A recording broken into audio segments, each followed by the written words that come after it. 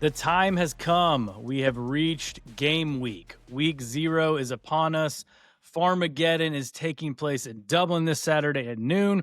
We are saving that preview for later this week, along with both of our college football playoff predictions and our preseason top 12 rankings. That's coming out later this week.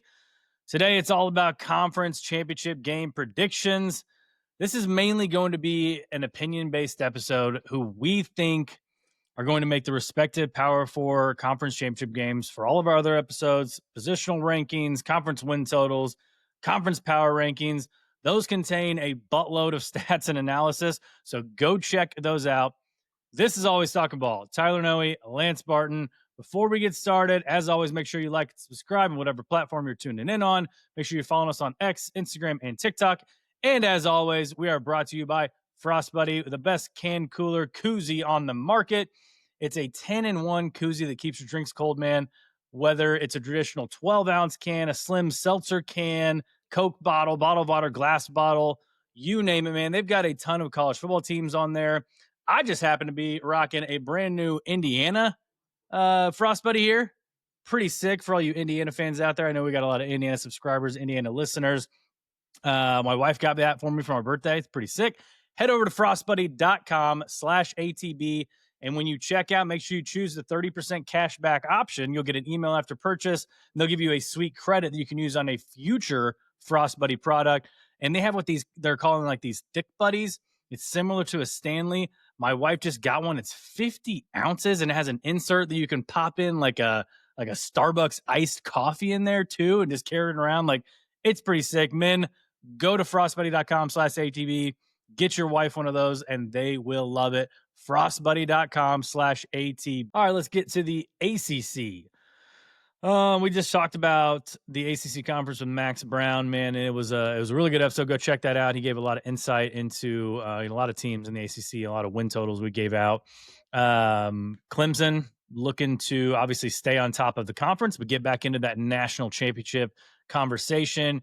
You got Miami replacing the number 1 overall pick with Cam Ward. Shannon Dawson seems pretty adamant and pretty confident that they could have back-to-back number 1 picks. Like, he thinks, and I know all coaches are confident that they are the coach to turn this guy around. And I'm not saying Carson Beck needs to be turned around, but he thinks he's the coach to get the most out of Carson Beck. So he's saying, they could have back-to-back number 1 picks. You got, SMU.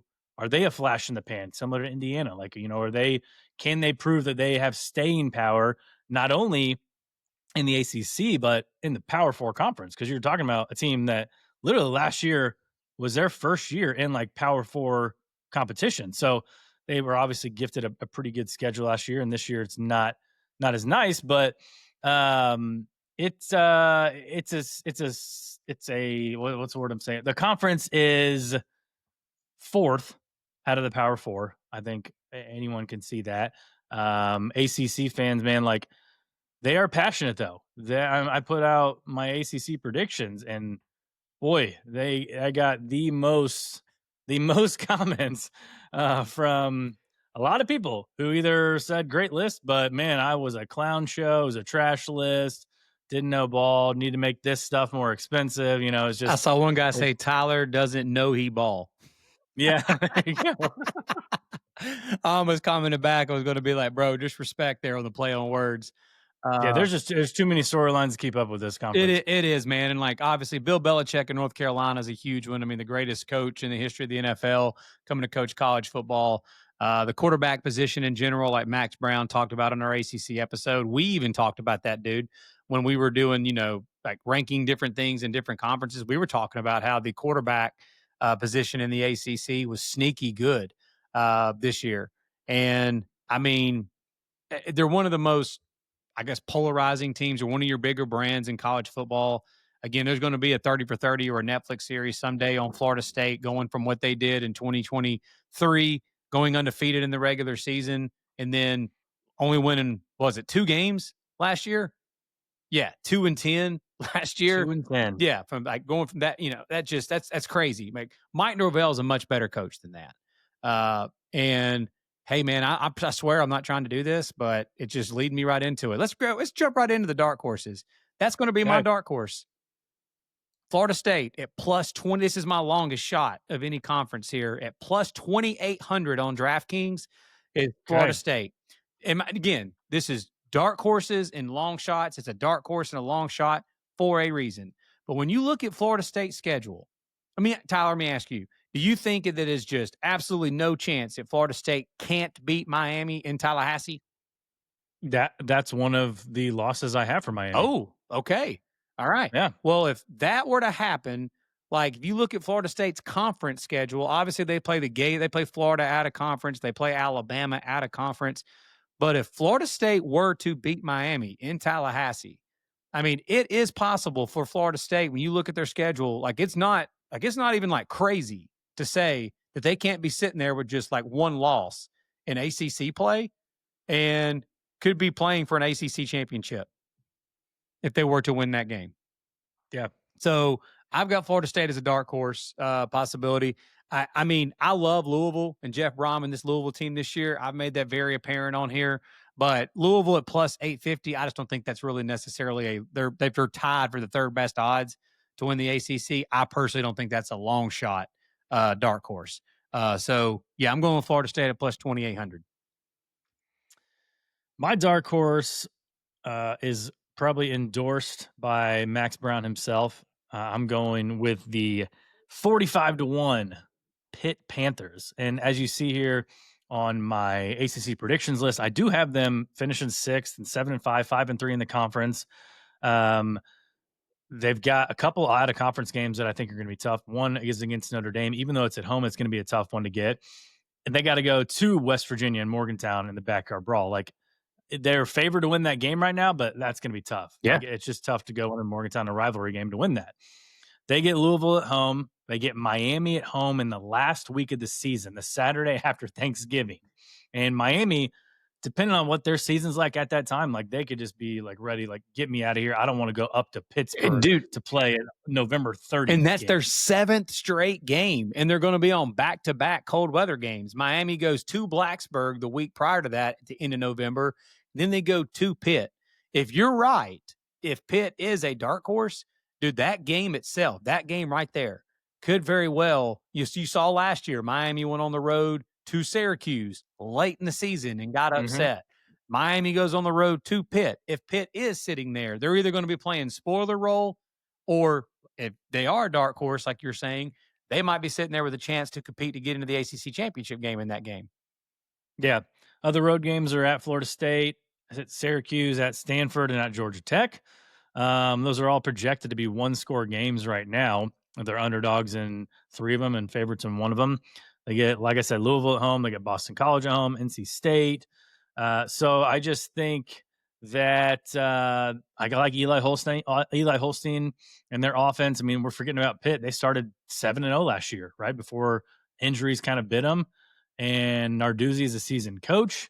Like I said, they've got a good defense and a good home field advantage there, especially when you get those warm weather teams coming up north to play cold weather games in November. So yeah, if it comes down to that last couple of weeks, at Georgia Tech will be tough, but that Miami game should be interesting after Thanksgiving. Yeah, I didn't touch on my dark horses like schedule. I need to do that really quick. I've got Florida State right now going 8-4 on the season. Yeah, me too. Yeah, I've got them losing to Florida and Alabama in the non-conference, and I've currently got them. I've got them losing to Miami, and I've got them losing at Clemson.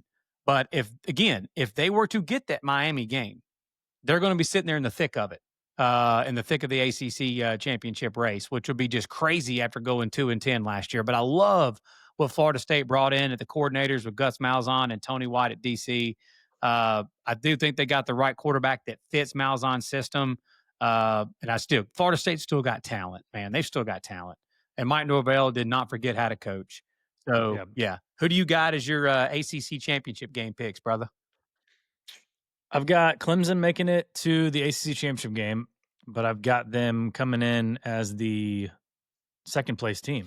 That was, by the way, when you posted your list, I knew as soon as we posted that, all the Clemson fans were going to come out of the woodworks on that one. Yeah, they did not like the fact that you got, like I said, I know you, like, we're looking at the screen right now. What do you got? Clemson at 9-3? Clemson at 9-3, 6-2 in the conference. I think they're going to win. I've already bet them to win that first week game against LSU. I just think you looking at their schedule, they go to Georgia Tech week 3. Georgia Tech is a team I'm high on. I think the Clemson's going to be favored, but we saw Miami favored to go to Georgia Tech last year. That's going to be a tough one for Clemson to get.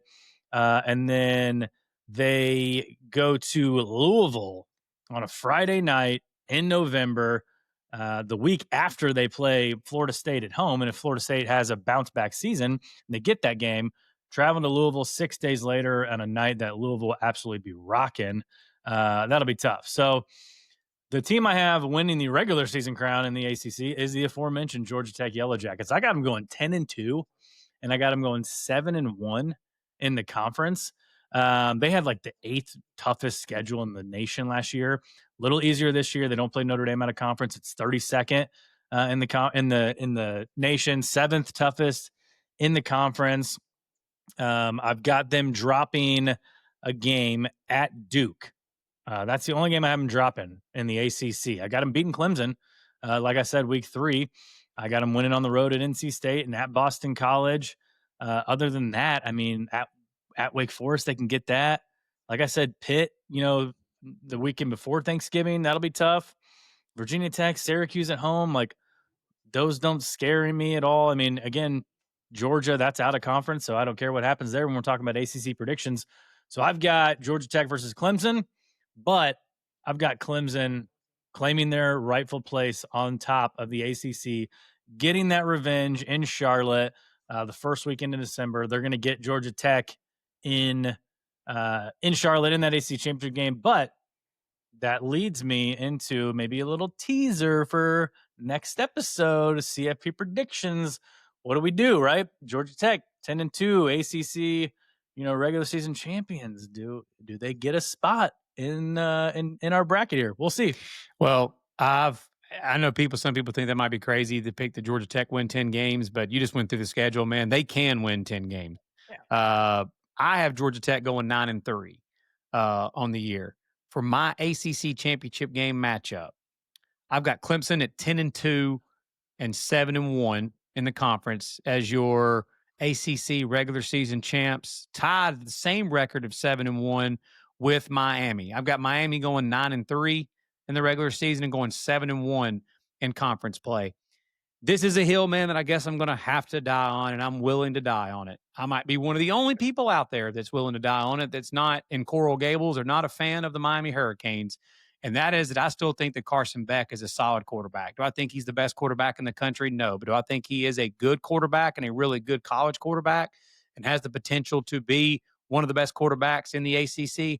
I absolutely do believe that. I do believe Shannon Dawson can bring it out of him. I do believe that offensive line that's one of the best in the country at Miami is going to be able to protect Beck. He's going to have a really good running game to lean on there with Lyle and Fletcher there at Miami. And I think that Corey Heatherman was one of the best hires in the country in the offseason. I think you're going to see, just like you saw last year with DeAntlin at USC, that defense did improve. You saw Blake Baker at LSU from year over year. They went from one of the worst defenses in the country to where they were just average, which obviously helps a ton when you've got one of the better offenses in the country and one of the better offenses in your conference, which I do believe Miami will have this year. And I think Miami goes 7-1 in ACC play, gets to the ACC championship game in Charlotte and plays against Clemson. That will be Miami's 8th straight week playing, 3rd straight week playing in a cold weather game. And I just don't think that. I think that just wears and tears on them, and it's too much. And I think Clemson is too good. And I think Clemson wins their 9th ACC championship game out of the last 11 years. So I have Clemson beating Miami in the ACC championship. Are you writing out all these in chalk? I am. Hey, it's not about trying to be the cutest or anything like that, man. It's about being right. Once again, thank you guys for subscribing, commenting, liking, all that stuff on YouTube, Apple, Spotify. Football season's right around the corner. If you're just getting back into it, man, we appreciate you listening. Where have you been all off season? We're here year round, man. We love hearing from you guys. Share this podcast, share this show with your friends. We're on Instagram, we're on X, we're on TikTok. Just go find us, man. We love to converse. We love to banter back and forth. You can call us stupid, man. We got thick skin. It's fine. Plenty of people have called us stupid recently. That's fine. So we appreciate you guys listening. For Lance Barton, I'm Tyler Noe. Take care. Have a great rest of your day, and we'll see you next time.